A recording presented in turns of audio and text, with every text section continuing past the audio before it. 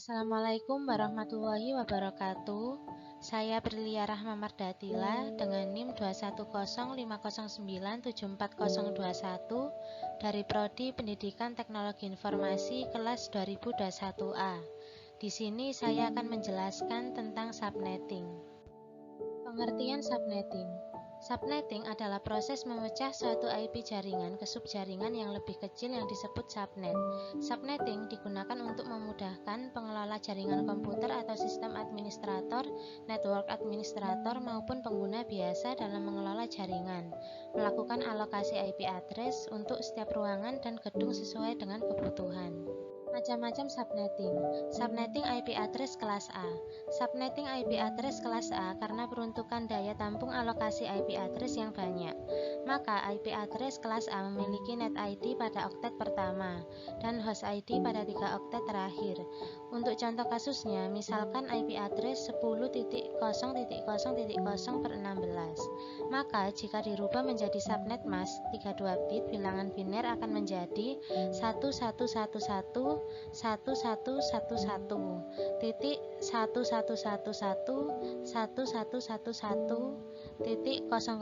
sekian. Setelah itu dirubah ke dalam bentuk desimal akan menjadi 255.255.0.0. Subnetting IP address kelas B. Subnetting IP address kelas B hampir sama dengan kelas C. Hanya saja kelas B memiliki net ID pada 2 oktet pertama dan host ID pada 2 oktet terakhir IP address. Contohnya IP address 172.16.0.0/18 dirubah menjadi 32 bit bilangan biner untuk prefiksnya menjadi 11111111111111 sekian, lalu dirubah ke dalam bilangan desimal menjadi 255.255.192.0. Subnetting IP address kelas C. Subnetting IP address kelas C merupakan kelas subnetting yang paling mudah, karena IP address kelas C hanya memiliki host ID atau alamat host pada bagian terakhir IP address-nya.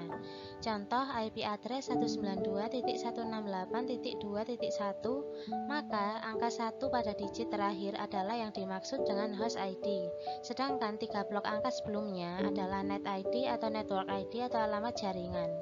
Contoh subnetting. 1. Jumlah subnet, di mana X adalah banyaknya binary 1 pada oktet terakhir subnet mask atau 2 oktet terakhir untuk kelas B dan 3 oktet terakhir untuk kelas A. Jadi jumlah subnet adalah 22 sama dengan 4 subnet. 2. Jumlah host per subnet. 2Y-2, di mana Y adalah kebalikan dari X, yaitu banyaknya binary 0 pada oktet terakhir subnet. Jadi jumlah host per subnet adalah 26-2 sama dengan 62 host. 3. Blok subnet. 56-192 atau nilai oktet terakhir subnet mask sama dengan 64. Subnet berikutnya adalah 64 plus 64 sama dengan 128 dan 128 plus 64 sama dengan 192. Jadi subnet lengkapnya adalah 0, 64, 128 dan 192. 4. Host dan broadcast yang valid. Mengetahui host dan broadcast yang valid memerlukan tabel dengan catatan host pertama adalah 1 angka setelah subnet dan broadcast adalah 1 angka sebelum subnet berikutnya. Tujuan subnetting. 1. Untuk mengefisienkan pengalamatan atau misal untuk jaringan yang hanya mempunyai 10 host. Kalau kita menggunakan kelas C saja terdapat 254 min 10 sama dengan 244 alamat yang tidak terpakai. 2. Membagi satu kelas network atas sejumlah subnetwork dengan arti membagi suatu kelas jaringan menjadi bagian-bagian yang lebih kecil. 3. Menempatkan suatu host apakah berada dalam satu jaringan atau tidak. 4. Untuk mengatasi masalah perbedaan hardware dengan topologi fisik jaringan. 5. Untuk mengefisienkan alokasi IP address dalam sebuah jaringan supaya bisa memaksimalkan penggunaan IP address. Praktikum Cisco Packet Tracer. Kita buat jaringan dengan memasukkan PC 1, PC 2, PC 3, PC 4, PC 5, dan PC 6. Setelah itu kita tambahkan switch-nya. Lalu tambahkan router untuk menghubungkan perangkat ke jaringan internet. Setelah itu, pada PC1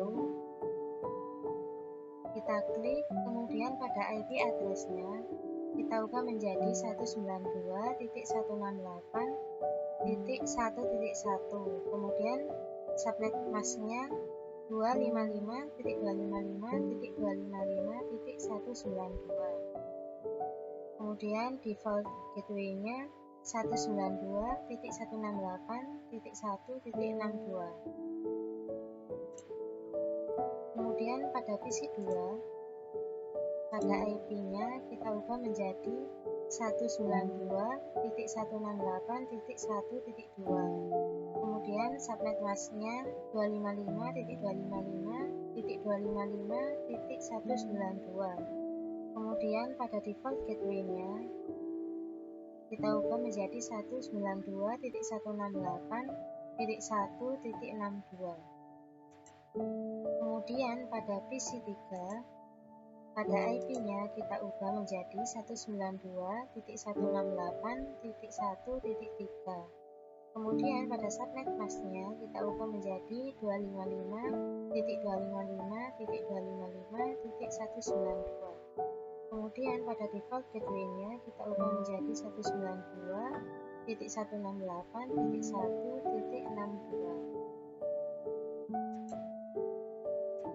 Sedangkan pada PC4-nya kita ubah menjadi 192.168.1.65. Kemudian subnet mask-nya 255.255.255.192. Pada default gateway-nya kita ubah menjadi 192.168.1.26. Lalu pada PC5 kita ubah IP-nya menjadi 192.168.1.66. Kemudian pada subnet mask-nya kita ubah menjadi 255.255.255.192. Lalu pada gateway-nya kita tidak perlu untuk mengisi. Sedangkan pada PC6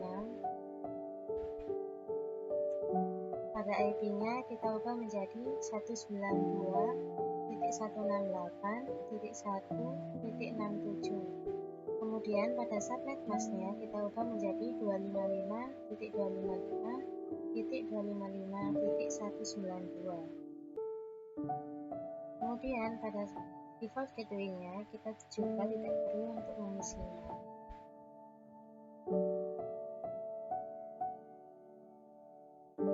Selanjutnya, pada router bagian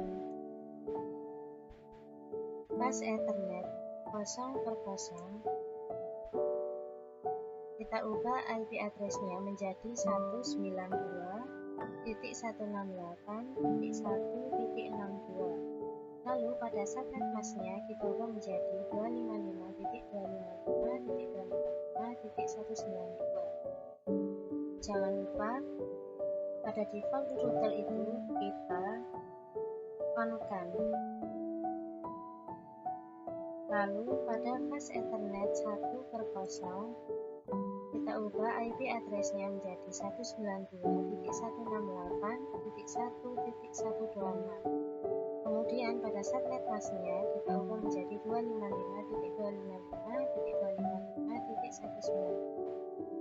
Dan jangan lupa untuk kita on-kan juga pada default routernya.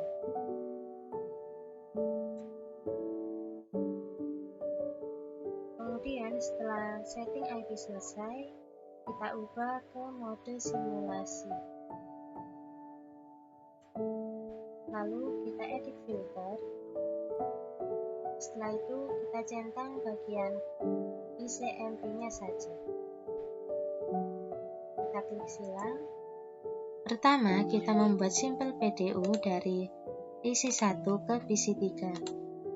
Kemudian kita klik next capture. Nah, di sini dia akan menuju ke switch. Kemudian kita klik lagi next capture-nya. di sini dia akan menuju ke PC 3. Kemudian dia akan kembali lagi ke switch dan terakhir dia menuju ke PC 1. Kemudian kita delete skenario-nya. Setelah itu kita membuat sampel PDU dari PC 1 ke PC 4. Lalu kita klik next capture. Nah, PC 1 mencari PC 4 dilempar ke switch. Lalu, dalam switch tersebut tidak menemukan IP yang dimaksud, maka dia dilempar ke router. Setelah di router, lalu dilempar ke switch 2. Dan switch 2 dilempar ke PC 4. Setelah di PC 4, lalu dikembalikan lagi ke switch 2. Lalu dia akan dilempar ke gateway 1.26. Kemudian dikembalikan ke PC 1.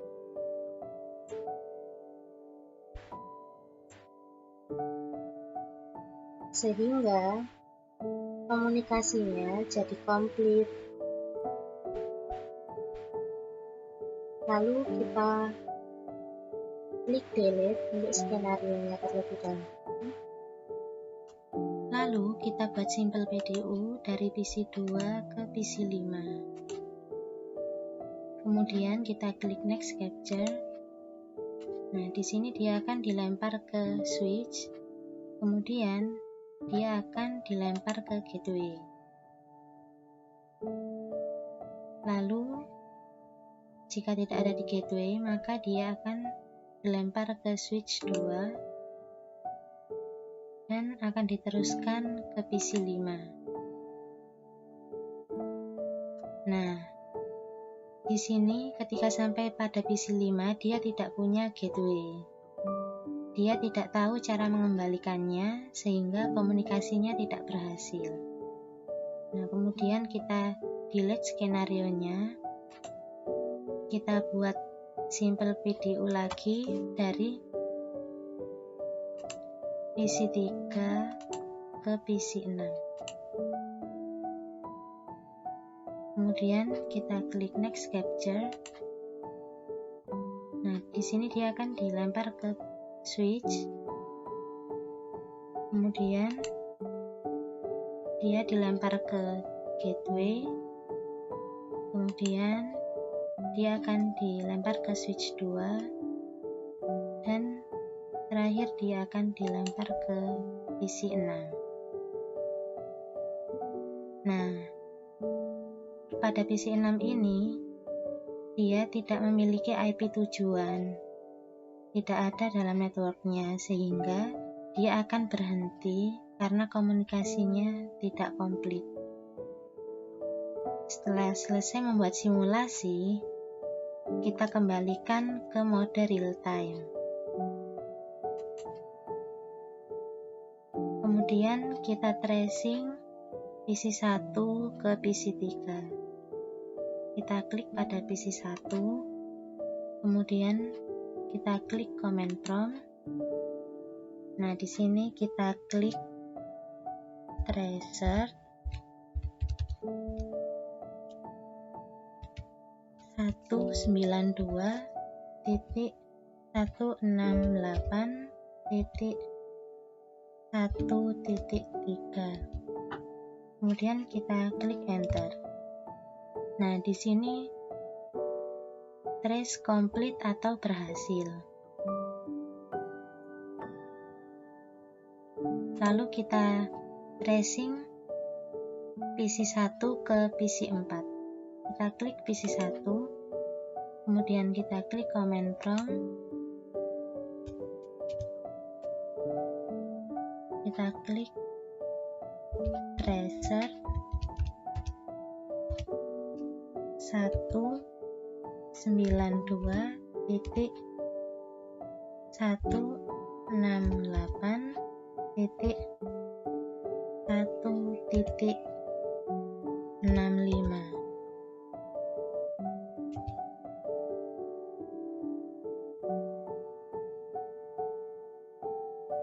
Nah, di sini ada keterangan trace complete atau tracing berhasil. Kemudian kita klik silang dan kita tracing dari PC2 ke PC5. Kita klik PC2, klik command prompt, kemudian kita klik tracer,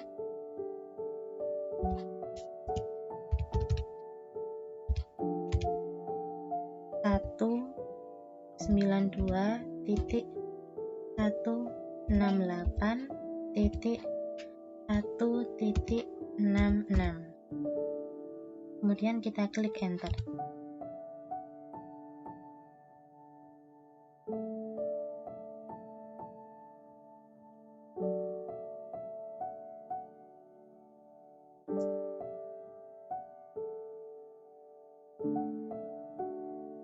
Nah, di sini dia tidak menemukan karena PC6 tidak ada gateway-nya. Jadi dia tidak bisa mengembalikan paketnya sehingga komunikasi tidak komplit atau request timeout.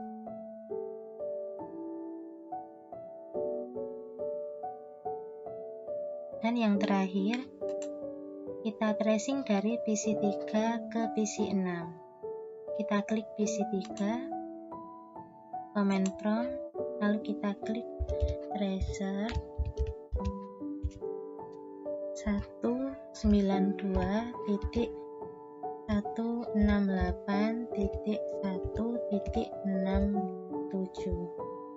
Kemudian klik enter.